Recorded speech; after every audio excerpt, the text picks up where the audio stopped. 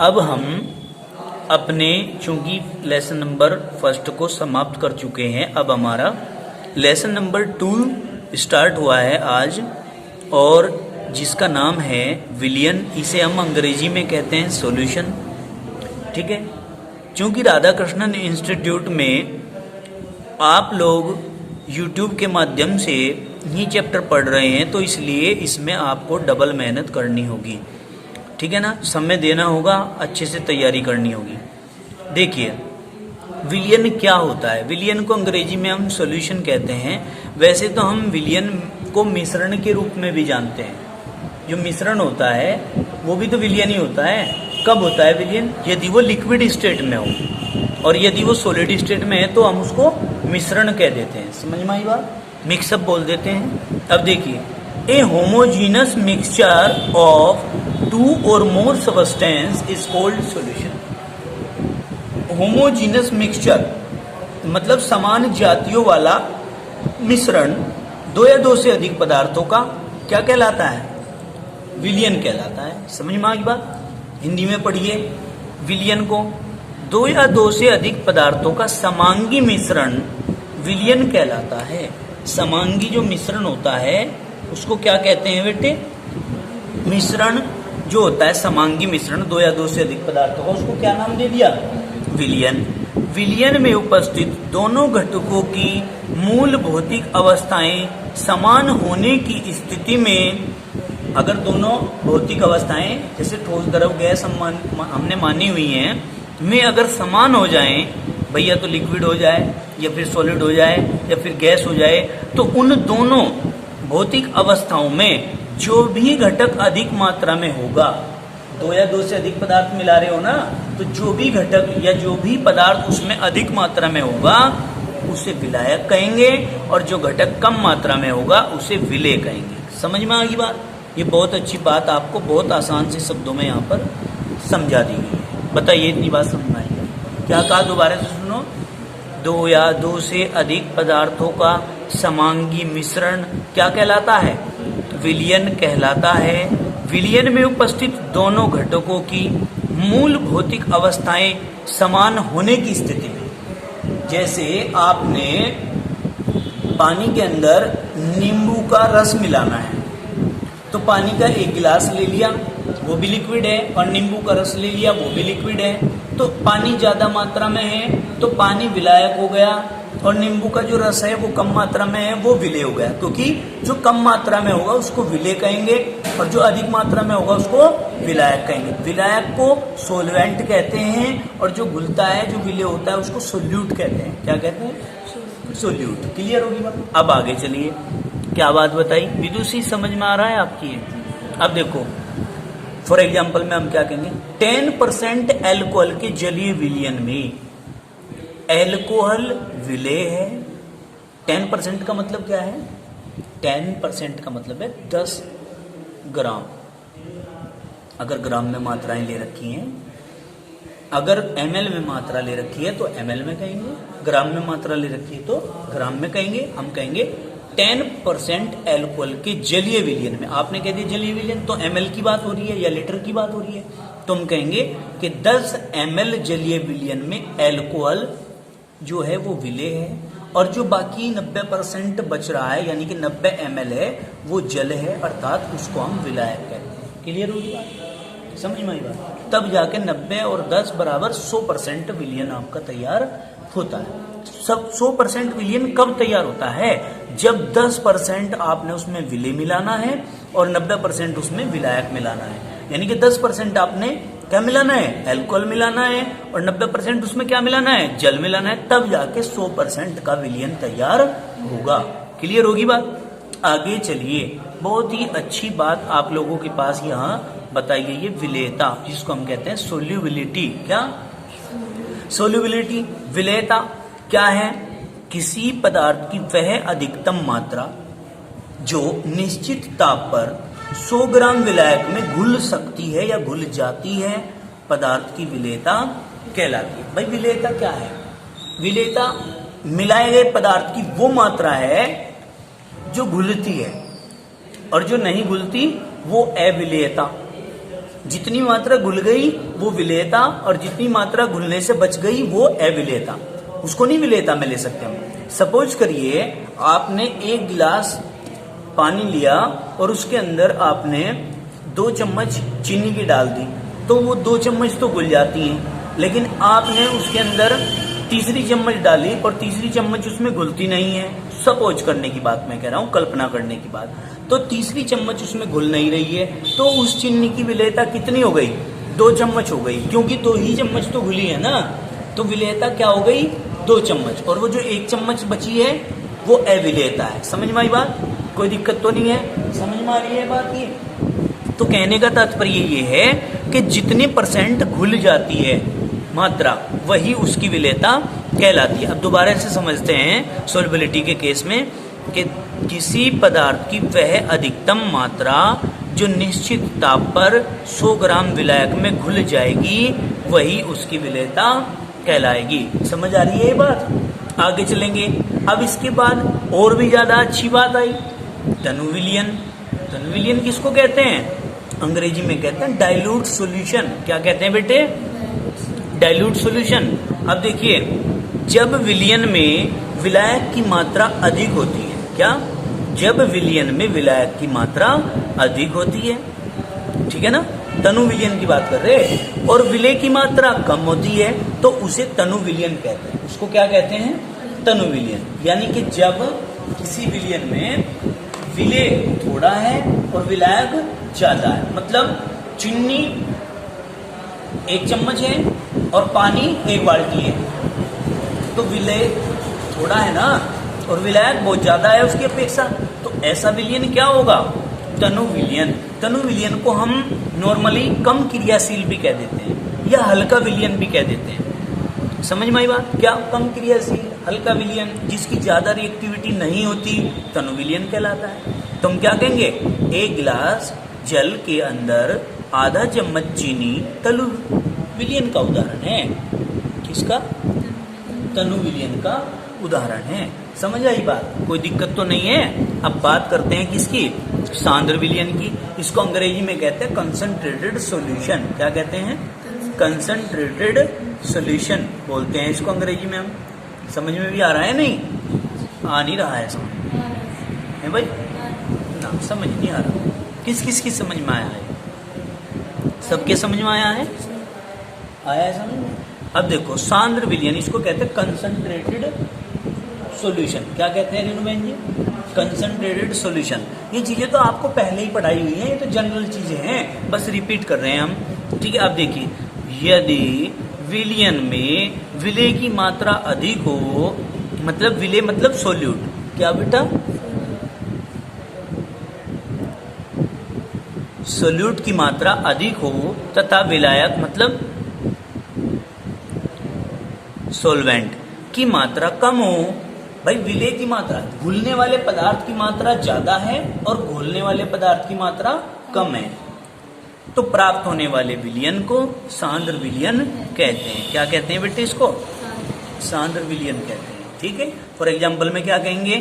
1 गिलास जल में, 1 गिलास जल के अंदर 5 चम्मच चीनी मिला देने पर चीनी का सांद्र विलयन प्राप्त होता है। समझ में आई बात? ये इसका उदाहरण है। कोई दिक्कत है क्या? अब देखिए, आपने 1 गिलास पहले लिया था, उसमें आधा चम्मच मिलाई थी चीनी, घोल दी। घोलने के बाद आप उसे पी करके देखो, ना वो मिठाई लगने का, ना वो नमकीन लगने का, ना वो कैसा लगने का। ठीक है, समझ गए? और भी उसका टेस्ट खराब हो जाएगा। अब अगर आप 1 गिलास जल के अंदर 5 चम्मच चीनी की मिला रहे हैं, तो वो बढ़िया वाला मिठा हो जाएगा। बढ़िया वाला मिठा, समझ रहे हैं? बढ़िया वाला मिठा समझ रहे हैं? हो जाएगा। तो बढ़िया वाला मिठा हो जाएगा तो मतलब कि ज्यादा गाढ़ा हो जाएगा, और जो गाढ़ा होता है उसी को तो सांद्र बोलते हैं। समझ में आई कि नहीं आई? कोई दिक्कत है? चलो भाई, अब आगे बढ़ते हैं इसी कड़ी में हम। अब एक सीरीज आती है, टेबल आती है, उस टेबल को आपने समझना है। ठीक है जी, जो कि विलयन चैप्टर के अंदर अपने आप में एक अहम रोल अदा करती है। ये टेबल देखिए, यहाँ पर बात आई है विलेय की, और यहाँ पर बात आई है विलायक की और विलयन के उदाहरण। विलेय को और विलायक को मिलाकर के तो विलयन बनता है। कौन कौन से उदाहरण बन सके? देखो, अगर गैस, विलायक गैस मतलब जो घोलने वाला होता है, इसको क्या कहते हैं हम?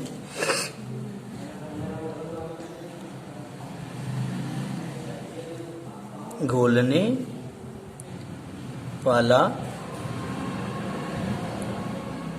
पदार्थ। ठीक है, समझ में आ रही है बात? घोलने वाला पदार्थ बोलते हैं इसको, जो दूसरे पदार्थ को क्या करता है, अपने में समाहित करता है, मिक्सअप करता है। ठीक है, इसलिए इसका नाम रख दिया विलायक। और ये क्या होता है?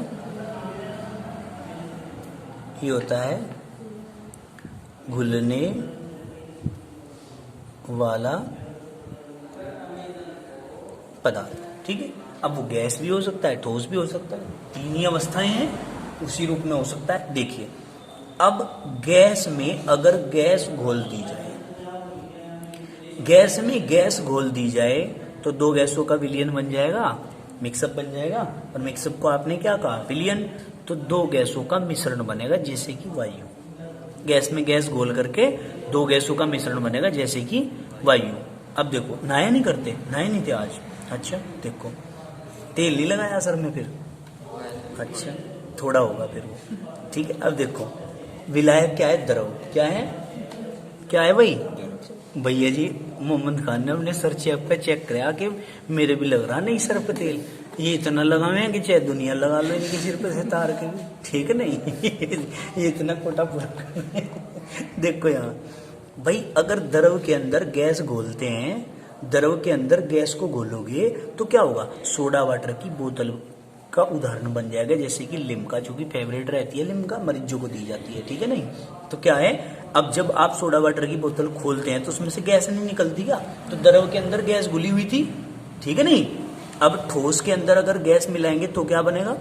ठोस के अंदर गैस मिला दी तो मतलब पैलेडियम की सतह पर हाइड्रोजन का अधिशोषण वाला उदाहरण बन जाएगा। ठीक है, किसकी सतह पर? पैलेडियम की सतह। पैलेडियम धातु होती है ठोस, क्या? पीडी बोलते हैं इसको, पैलेडियम। इसकी सतह पर, किनारों पर, कटी फटी सतह पर हाइड्रोजन गैस जो है वो अधिशोषित हो जाती है। तो ठोस में गैस नहीं हो रही क्या अधिशोषित है?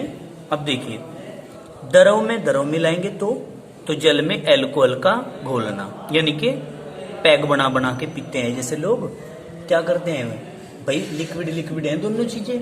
ठीक है नहीं? तो ये द्रव है पानी, ठीक है नहीं, और ये द्रव है एल्कोहल, दारू, मिला के पी जाएंगे और फिर क्या करेंगे? पैक बन जाएगा। पैक बन जाएगा तो जल में अल्कोहल का उदाहरण तैयार हो जाएगा, और ऐसा उदाहरण बन जाएगा थोड़े ही समय के बाद नालियों में मिलेगा आपको। ठीक है ना? लिटा हुआ वो भी, और शहंशाही ठाट मिलेंगे। ठीक है ना? राजा कहेगा अपने आप को, तुम रोक भी नहीं सकते। ठीक है नहीं? रोकोगे तो एक दो पिया देगा, ऐसी तुम पास भी नहीं जाने की। समझे? अब देखिए यहाँ, अगर गैस में द्रव मिला दें तो गैस के अंदर द्रव को घोलना है तो क्या बनेगा? वायु में जलवाष्प या कोहरा। भाई वायु में गैस नहीं है सारी, वायुमंडल में गैस है और उसमें आप द्रव मिला रहे, जल नहीं मिला रहे क्या? अब जल मिला रहे हो तो क्या है बेटे?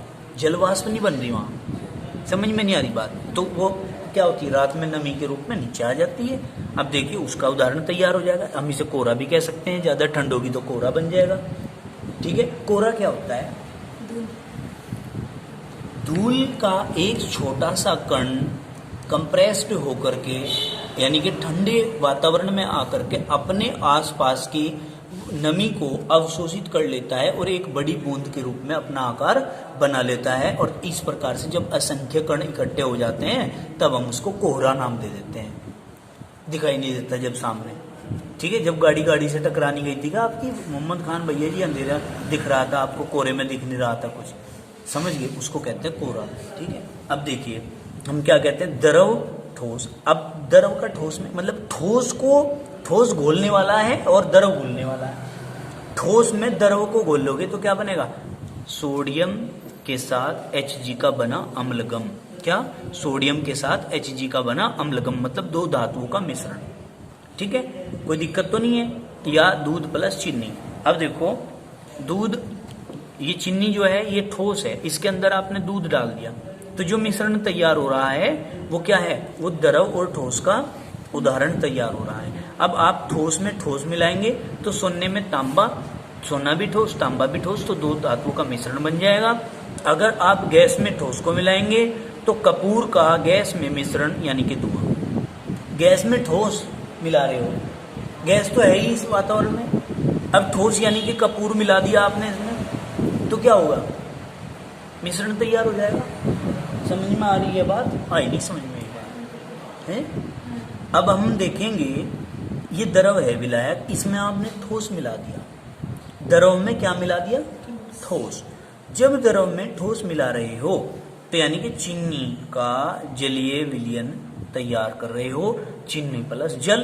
भाई द्रव को आप जल मान लो, ठोस को आप चीनी मान लो या नमक मान लो, नमक भी तो ठोस है। नमक का डल्ला ले लो, इतना मोटा सेंधा नमक का डल्ला होता है, फेंक के मारो सिर में, देखो ठोस है या कैसा है, बताओ कैसा है, ठोस है ना। तो आप उसे पानी में घोल दो, पानी में घोलने पे जो विलयन बनेगा तो नमक का जलीय विलयन तैयार हो जाएगा, चीनी को मिलाएंगे तो चीनी का जलीय विलयन तैयार हो जाएगा। बताइए, समझ में नहीं आई इतनी बात ना, आई नहीं समझ में आ रहा है समझ? चलिए खैर, बहुत बहुत धन्यवाद, आपकी समझ में आ रहा हूँ। चलो आगे चलते हैं। बहुत से क्या कहते हैं, जब हम पूछते हैं समझ में आया आपकी, तो क्या कहें, ए रहा जी, पता नहीं कहाँ से लैंग्वेज लाते हैं निकाल को, ठीक है नहीं। अब देखो, इसके बाद हम कहते हैं असंतृप्त विलयन। क्या? असंतृप्त विलयन, इसको कहते हैं अनसैचुरेटेड सॉल्यूशन। क्या?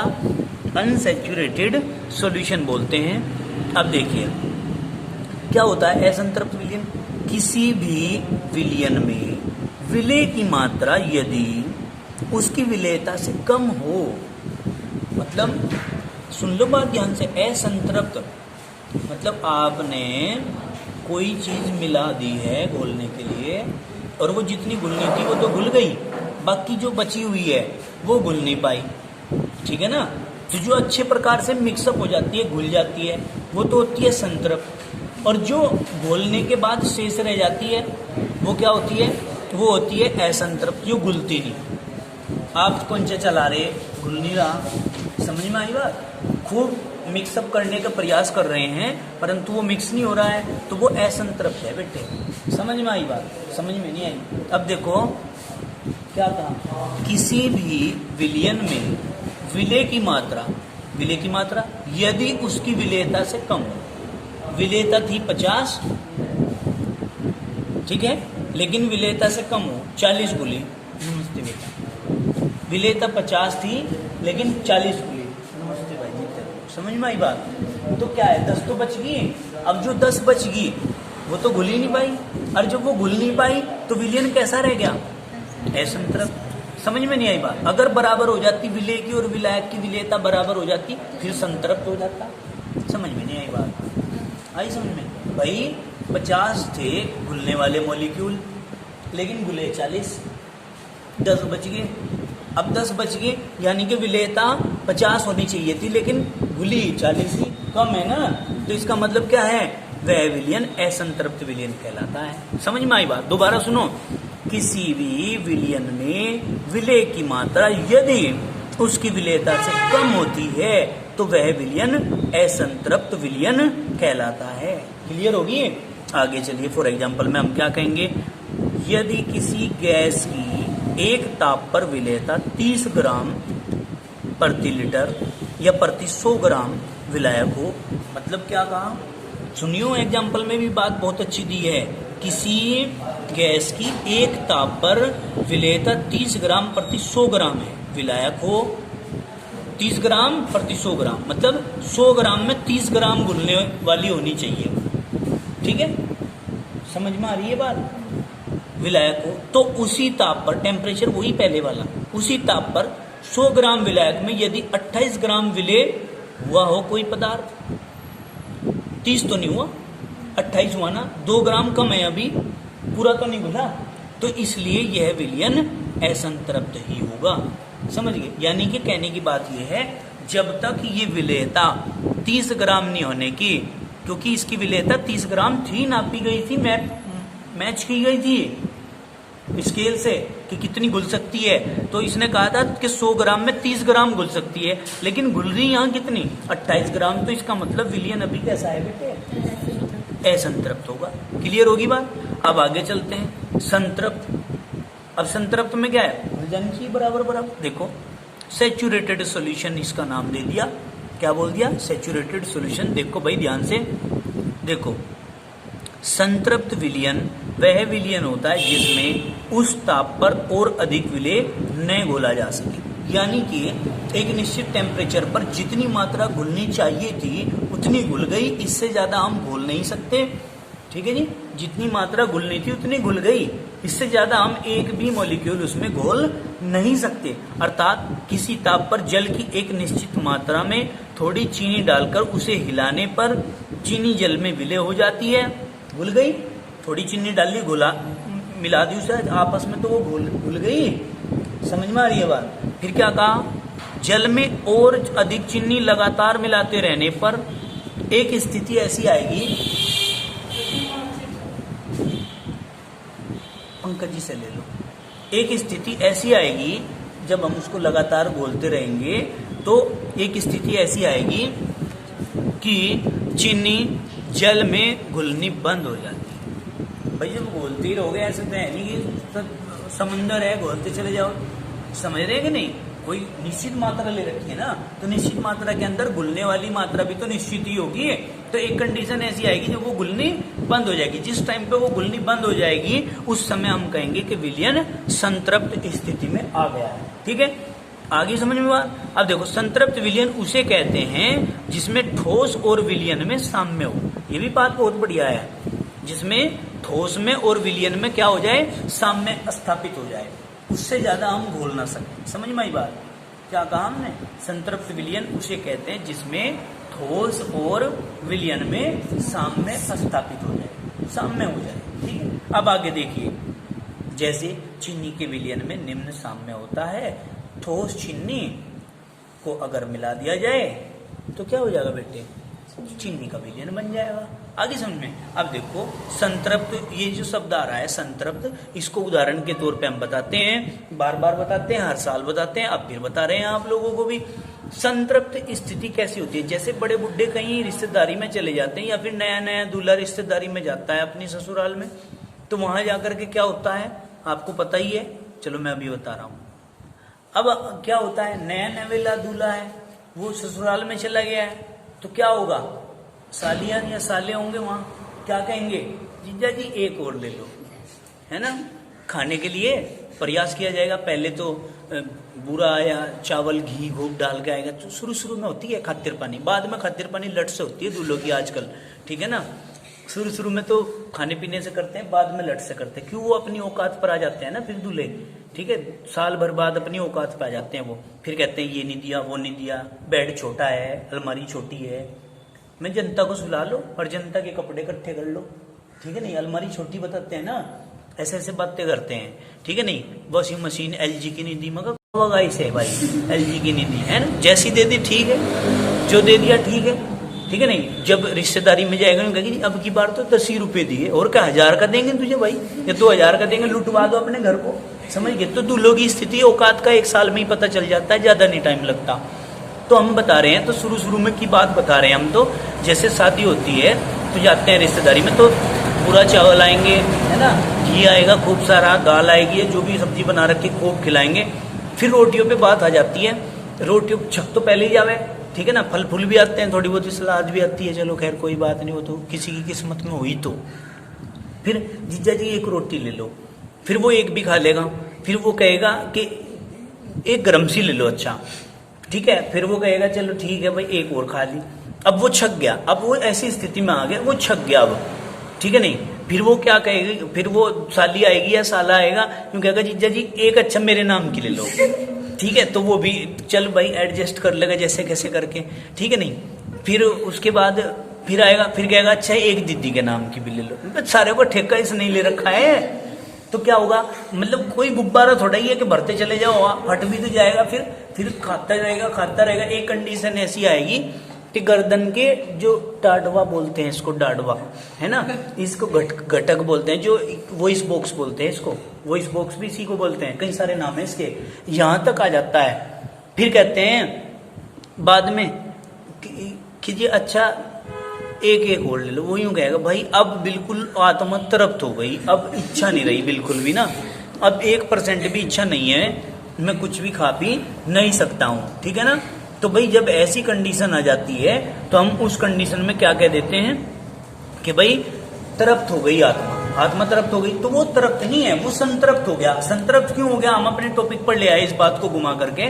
संतृप्त इसलिए हो गया कि इससे अधिक एक टुकड़ा खाने की भी उसकी अक्षमता नहीं है, यानी कि जब बिल्कुल साम्य स्थापित हो जाएगा, ठीक है। अगर उससे ज्यादा उसने खा लिया तो उसको वोमिटिंग शुरू हो जाएगी। समझ में आई बात, कोई दिक्कत तो नहीं है। तो हमने क्या कहा, साले के और सालियों की और जीजा की आज ये कहानी तुम्हें सुनाई है, समझ में आई। संतृप्त बात के लिए संतृप्त कब हो जाता है विलयन, जब उसमें और अधिक विलेय पदार्थ को न घोला जा सके, न मिलाया जा सके, और हम खा नहीं सकते, पूर्ति हो गई, संतृप्त हो गए। क्यों जी, समझ में नहीं आई क्या बात।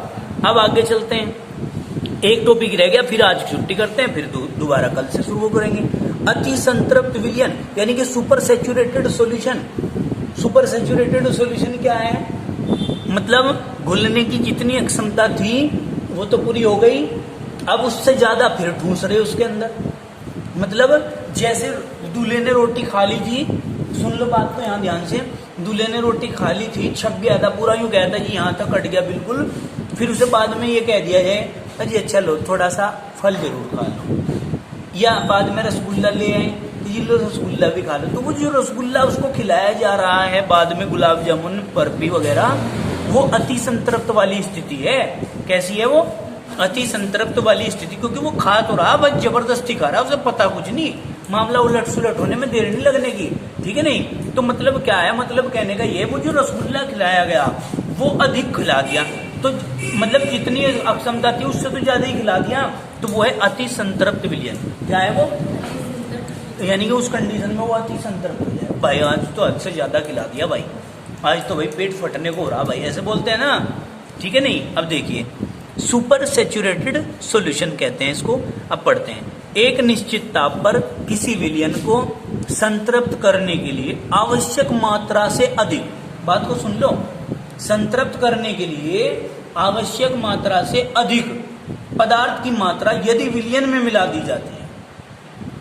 आवश्यक मात्रा तो थी 5 रोटियों की, खिला दी कितनी, 7, और फिर ऊपर से एक रसगुल्ला भी खिला दिया, फिर 2 प्याज भी खिला दिए, कटे हुए प्याज के पीस, तो वो क्या हो रहा, वो अति संतृप्त में ही जा रहा कोटा सारा का सारा। समझ में आई बात, मतलब क्या कहा, आवश्यक मात्रा से अधिक पदार्थ की मात्रा यदि विलयन में मिला दी जाती है तो विलयन को अति संतृप्त विलयन कहते हैं। क्या कहते हैं, अति संतृप्त विलयन कहते हैं। अब देखिए सांद्रता क्या होती है, सांद्रता को हम कहते हैं कंसंट्रेशन। क्या कहते हैं भाई, कंसंट्रेशन, सांद्रता, सांद्रता, कंसंट्रेशन, CONCENTRATION, कंसंट्रेशन। देखिए किसी विलयन के 1 लीटर में उपस्थित विलेय की मात्रा, उसकी क्या कहलाती है, विलयन की सांद्रता कहलाती है। क्या कहा हमने, किसी विलयन के 1 लीटर में उपस्थित विलेय की मात्रा, उसकी क्या कहलाती है, सांद्रता कहलाती है। क्लियर होगी बात।